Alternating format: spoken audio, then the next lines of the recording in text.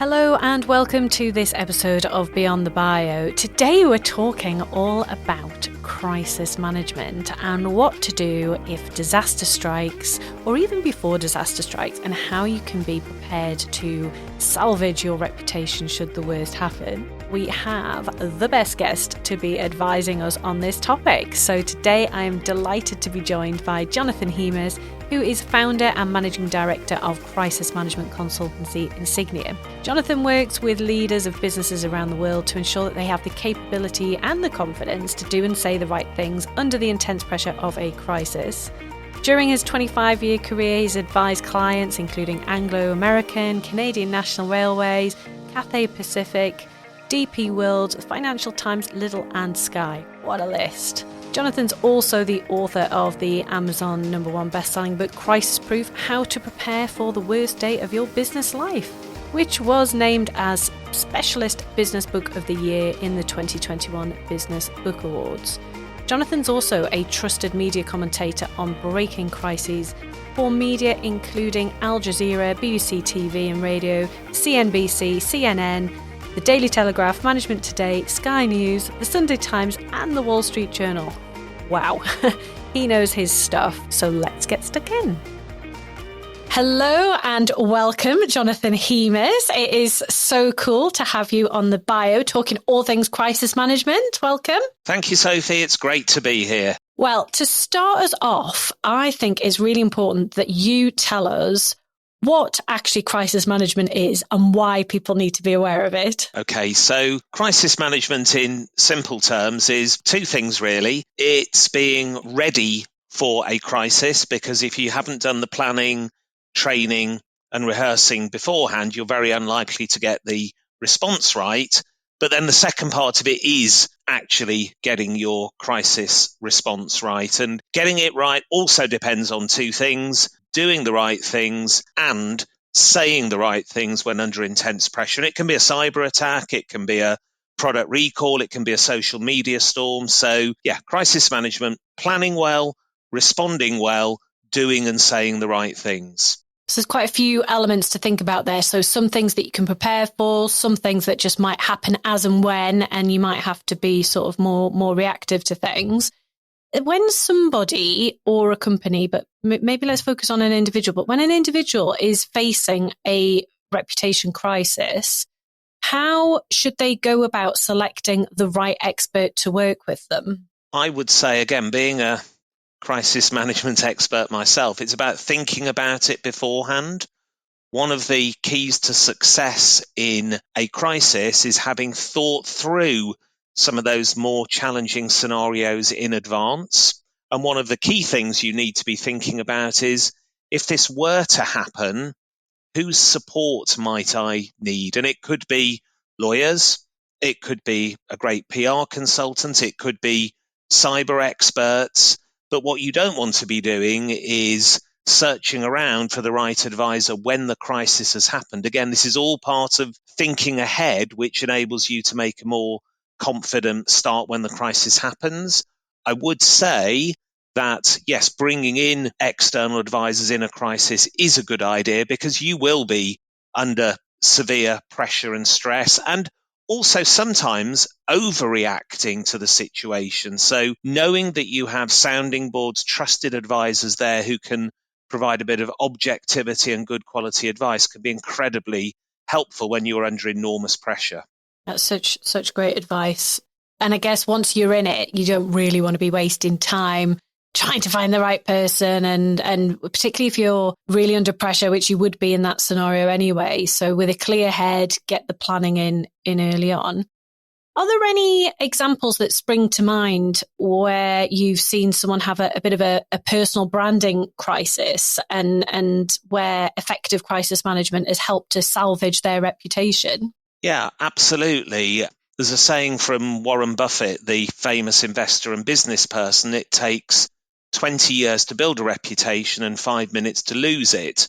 And that is why being ready to protect your reputation when the worst happens is so important. And we've seen a number of business people, celebrities, but also people who maybe aren't so high profile, but because of something big that's happened, they have faced a real challenge. And I guess one that's been in the news recently, actually for positive reasons, is of course Brand Beckham, David and Victoria.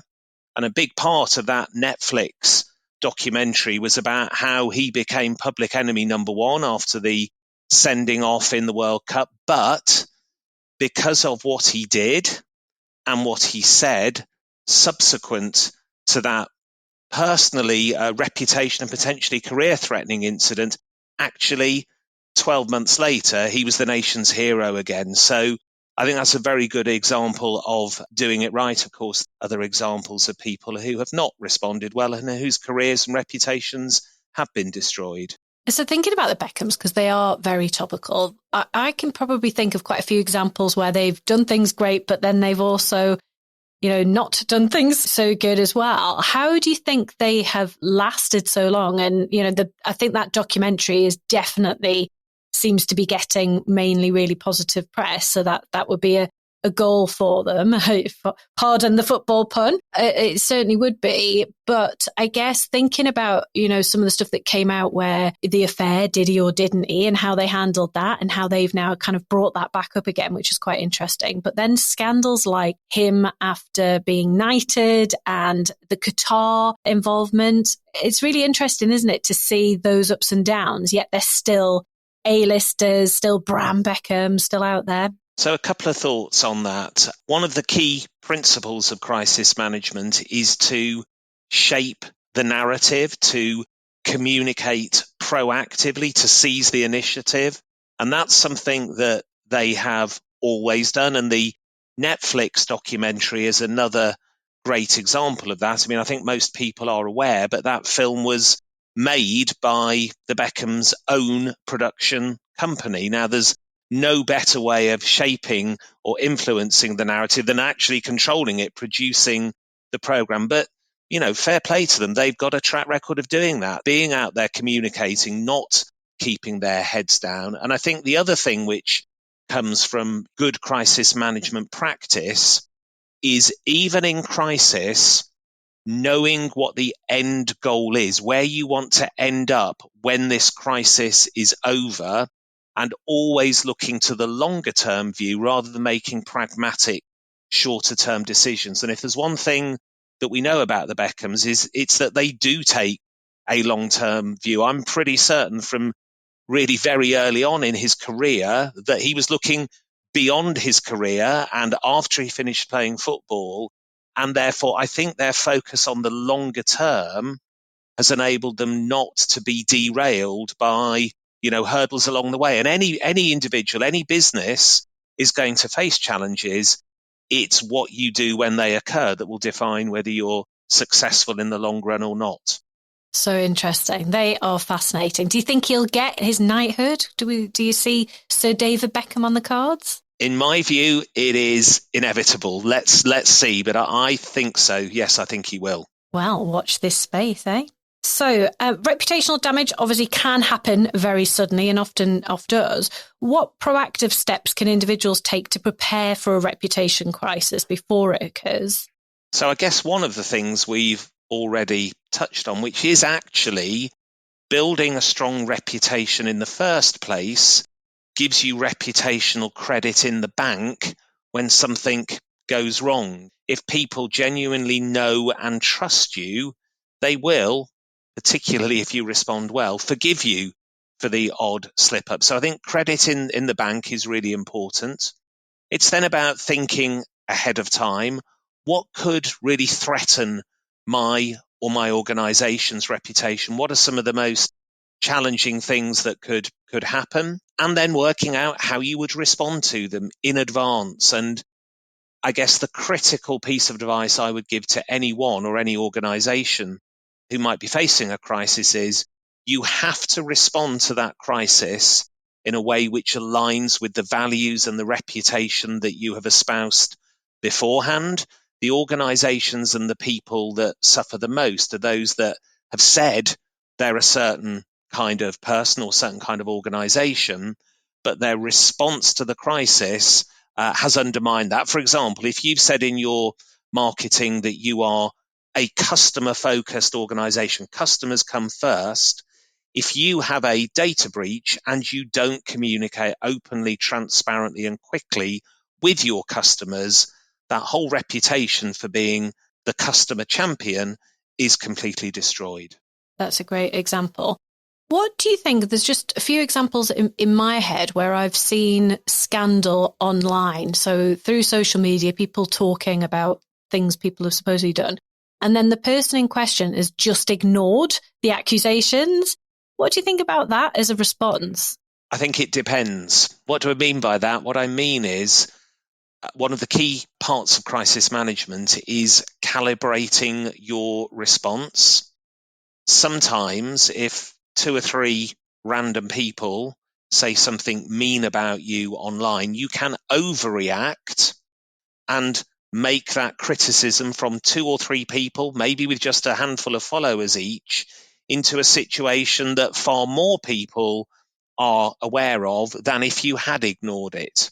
However, if genuinely influential people are criticizing you, or if there is a wide spread of people criticizing you online, and in particular, if the accusations are really negative and really damaging, then I would say it is almost always in your best interests to respond. It comes back to shaping the narrative. And if you don't comment on an escalating crisis of that nature, you can be certain that everybody else will. And everybody else may not have your best interests at heart.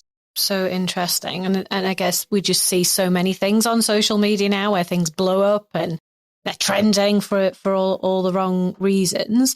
So I guess sticking on that theme, obviously social media can be a bit of a double-edged sword, I guess, in a crisis.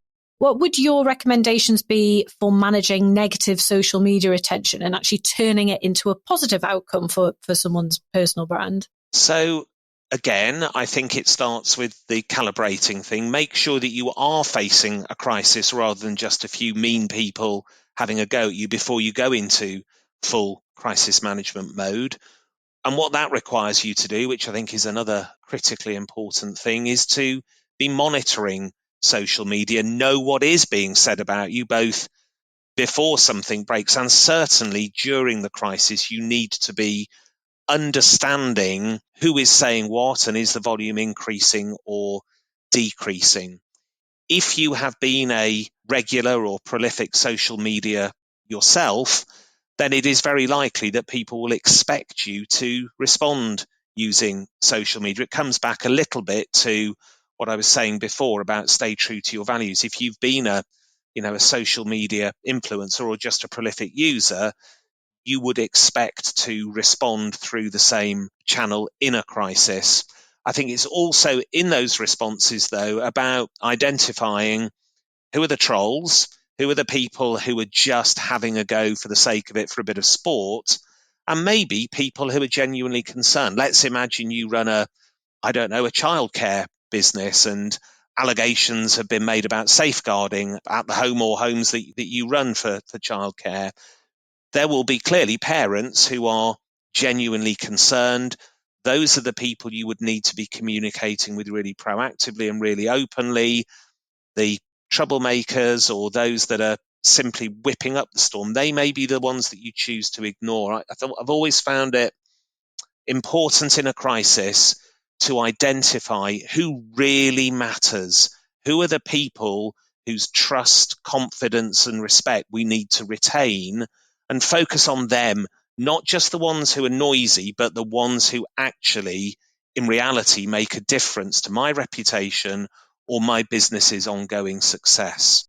That's a really great way of looking at it. And I guess if you're in amongst the crisis yourself, you perhaps might not be able to see so clearly. And that's why people like yourself are really helpful in terms of getting them to work out who those priorities are and addressing them and kind of ignoring some of the noise, I suppose.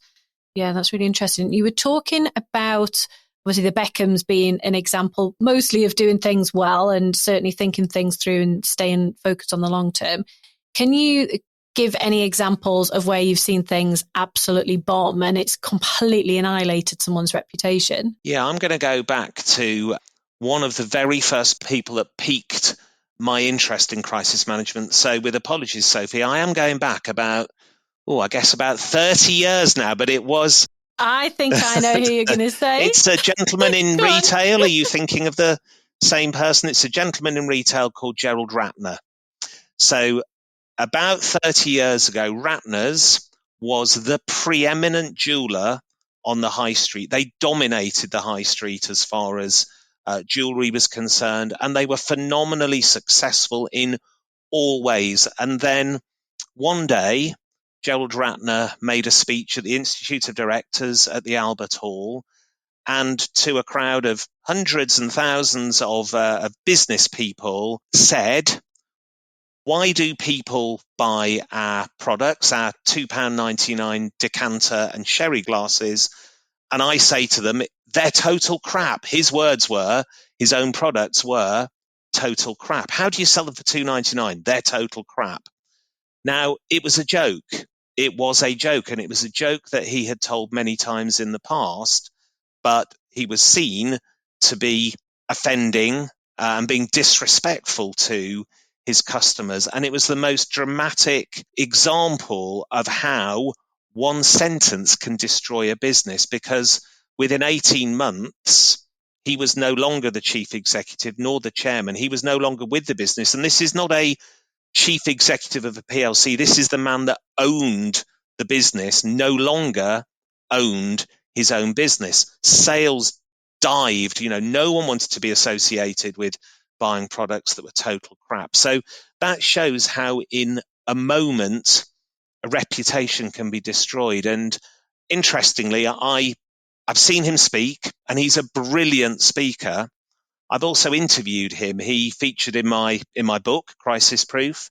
And one of the analogies he used I thought was fascinating, and I think this could be really useful to all of us and your listeners in particular. He said, when you're succeeding and everything's going right, it feels like you're riding this bicycle at top speed down a hill. He said, it's exciting, it's fun, nothing can go wrong. And then all of a sudden, there's a 90-degree right-hand bend at the bottom of the hill that you hadn't expected, and you fall off your bike. The key is to be prepared for those 90-degree turns, not to become overconfident, not to believe your own PR, and be ready for those unexpected challenges that may occur. So it's a really good example of someone losing their reputation, their business. I would say, if you ever get the chance to hear him speak, do so. It's not only a fascinating business story, he's a very engaging and very humorous speaker as well. And he's self-deprecating as well about what happened. Yeah, I read his book and I really enjoyed it for sure. Why do you think it was that sort of blew up at that point if he told the same joke elsewhere? Good question. The difference was that he had told the same joke elsewhere, but without the national media being present in the room. So it's about knowing your audience and, again, planning for the worst. What if there'd just been one journalist in that room? It's about thinking before speaking and acting, and thinking about the downsides of different courses of action, kind of spinning off in a slightly related tangent. Sometimes crises come out of well-intentioned or apparently innocuous activity. So, for example, think about your marketing activity. Maybe you're an edgy brand or like to take risks. That's fine, but do think through what could go wrong with this advertising campaign or this, social media campaign. What you might think is fun or a bit cheeky, actually, could offend the very people that you don't want to offend. And I think that also comes back to doing things, in line with your brand. Brewdog have done some very controversial advertising. Actually, I think that's intentional. I think when they get criticized, they love it. Other organizations that have got a more safe image would probably be ill-advised to take a similar approach. Really great examples.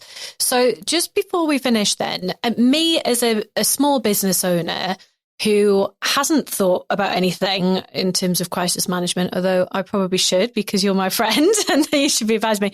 But someone like me who owns a small but growing business, what kinds of things should I be thinking about or putting in place? What top tips would you give me? So first thing, think about what could bring you or your business to your knees or its knees. What are the things that could cause you serious harm? And particularly think about what you as an organization or you as an individual stand for, or is, essential to your business success, because those are the things clearly which could do you most harm and therefore need priority planning for. As we talked about earlier, Sophie, think about, what would I do if these things happen? For our big corporate clients, we are developing, quite detailed crisis management plans which talk about how we will work in a crisis and providing some of the materials ahead of time. For an individual or a small business, it may not be viable to have a formal crisis management plan, but maybe sit down with the team, if there are 3 or 4 of you, and say, well, if someone did send us a ransomware demand and take down all of our systems, what would we do? Who would we need to communicate with? Well, know something about the Information Commissioner officer, you might say. How long have we got to communicate with them? Well, that might be worth finding out in advance. And asking yourself simple questions like, if we were taken down by a cyber attack and we planned that we're going to communicate with all our clients by email, what about if we can't? Have we got other means of communicating our clients other than email? So think through the likely situations, think through how we would respond to them. Maybe think about some in-principle decisions in the calm before a crisis. For example, would you pay a ransom, or under no circumstances would you pay a ransom?